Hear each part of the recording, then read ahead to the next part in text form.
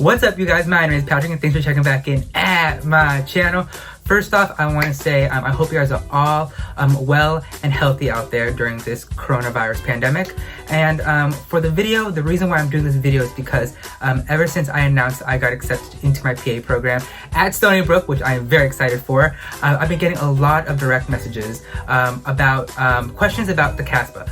What to do on the Caspa. And so I decided to do a video to help you guys all out. So in this video, I'm going to be giving you guys 5 tips on what to do before you start your Caspa. Alright, starting off.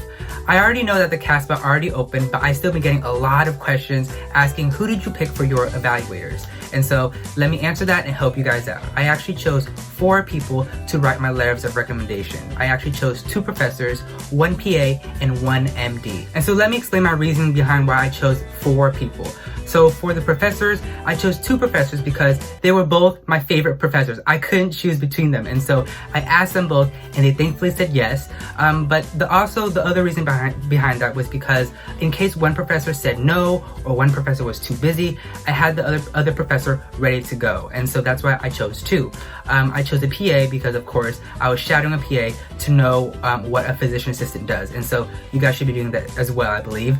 And the second thing is I chose an MD was because I was already working there as a medical assistant, and so he thankfully also said yes as well. So overall, for my first tip, it's definitely to have a good relationship with your evaluators and also to have a backup plan just in case one of your evaluators will not be available. Tip number 2, review your personal statement over and over and over. Now, I know it seems a little daunting, but for me, I am not the best writer. I am very good at making videos and talking and sharing my thoughts with you guys, but when it comes down to on paper, it was really hard for me, and so I really had to sit down and review it over and over. And I also sent it to a lot of my family and my friends. I also even sent it to my evaluators just so they can read it over and make sure that there wasn't any grammatical mistakes, making sure that I was making sense. And so definitely review your personal statement and don't be afraid to send your personal statement to your evaluators. Tip number 3, before I even opened the Caspa website and before it was even open, I actually sat down and compared my stats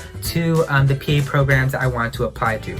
And so I compared their patient care experience, their volunteering hours, and I wanted to see if I was a competitive candidate or not. And so I made a list, and then once the Caspa opened, I actually went onto the Caspa website and I applied their university to my application. And so having an idea of which universities you want to apply for before you start the Caspa is a really good idea. Tip number 4, make a list of your leadership experience, your extracurricular activities, any awards or honors that you have, because in the Caspa, there's going to be a section for that. And so to be honest with you guys, when I was reaching to that point on my Caspa application, there were some extracurricular activities that I forgot. And so I actually had to sit back and remember what I actually did. For example, on my application, I put down that I was an Eagle Scout.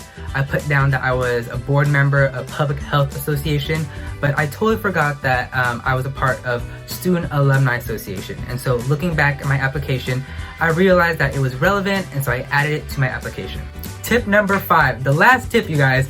Now this tip has to go with tip number 4 kind of, and it's all about finding the start date of your extracurricular activities. Now I didn't know this before, but on the Caspa, it asks for the start date of some of your extracurricular activities. And so of course, for patient care experience, I actually had everything in my Excel sheet with the start date and the hours because I was very accurate with that. But for some things like, my extracurricular activities, I actually didn't know when I was a part of it. And so a good example for this was that my mental health research project that I was a part of, we would start, emailing the professor back and forth, and suddenly we were in a meeting with the professor. And so I didn't even know what to put down as the start date. And so I emailed the professor and she gave me the start date of the research project, and that's what I put on my Caspa application. So for tip number 5, definitely know your start date because on the application, it's gonna ask for the start and the end date. Alright you guys, those are my 5 tips I hope will help you guys out on the Caspa application. I know it's a stressful process, but you guys got this, alright? Feel free to email me any of your questions, direct message me on my social media accounts. I come out with videos every single week, so make sure to hit the like button, hit that subscribe button. My name is Patrick, and as always, make sure to go out there and be a winner.